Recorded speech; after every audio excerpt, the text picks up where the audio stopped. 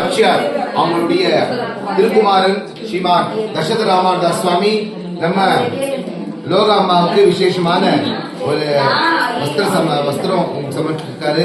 லோக அம்மா நல்லா கைங்கரியம் பண்ணிட்டு நல்லா சேவை செய்து பெருமாள் நல்லா ஆயுஷ் ஆரோக்கியம் எல்லாம் கொடுக்கணும். ஆமா, 14 வயசுல இருந்தேன் நான் பெருமாள் செய்து வரேன். சாமியார் அவங்க என் அம்மா வாமா அது பட்டனா வளர்க்கணும், அந்த தாயார் எல்லாம் பண்ணணும். 14 வயசு, அந்த 14 வயசுல இருந்து இப்ப எனக்கு 80 வயசு ஆகும். கை கட்டி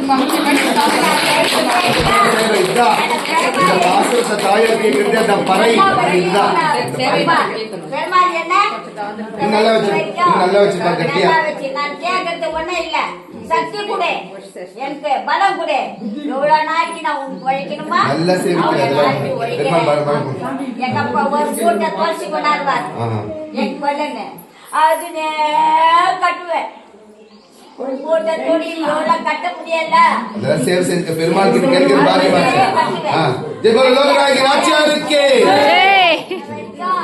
அவங்களுக்கு நான் சேவை செய்வேன். ஒரு பாசனம் சேர்க்கிறேன். காணி இல்லை, உணவு மற்றொருவர் இல்லை,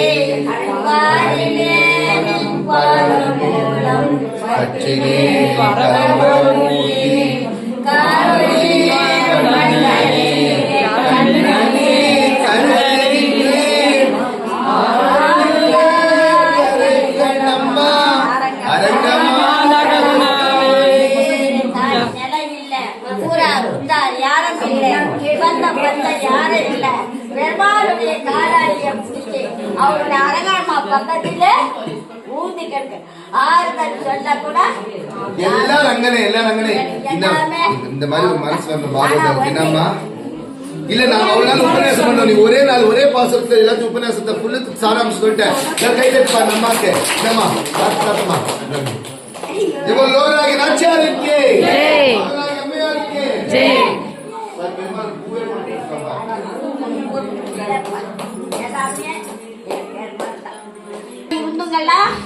வேற. ஆனா எங்க தேவியும் டீச்சர் அம்மாவும் இந்த கோயிலுக்குள்ள என்னைக்கு நுழைஞ்சாங்களோ அன்னைக்கு பெருமாளுக்கு சேவை செய்துன்னு இருக்கிறாங்க. அவங்க எனக்கும் ஒரு கஷ்ட நஷ்டத்துக்கு நான் நினைப்பேன். ஒரு நேரத்துக்கு எனக்கு யாரு ஆதரவே இல்லையே, டீச்சர் அம்மாவும் தேவியம் தான் எனக்கு ஏன்னா நான் எந்த கஷ்டமா இருக்குதுன்னு நான் சொந்தம் பந்தங்கிட்டலாம் நான் போறதில்ல.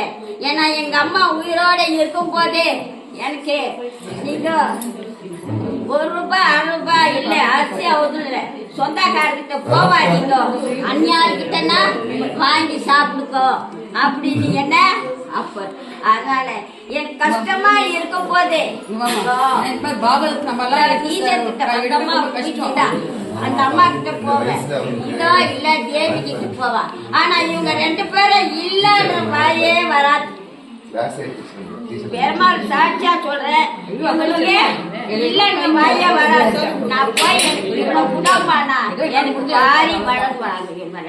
என்னதான் இவங்க 2 பேரும் எனக்கு யாருமே கிடையாது.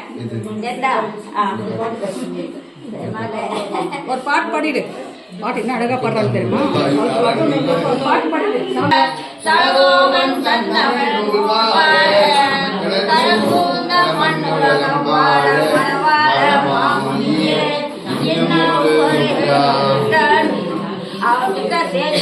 இன்னும் 100 ஆண்டு நம்ம ஆசீர்வதிக்கணுமா?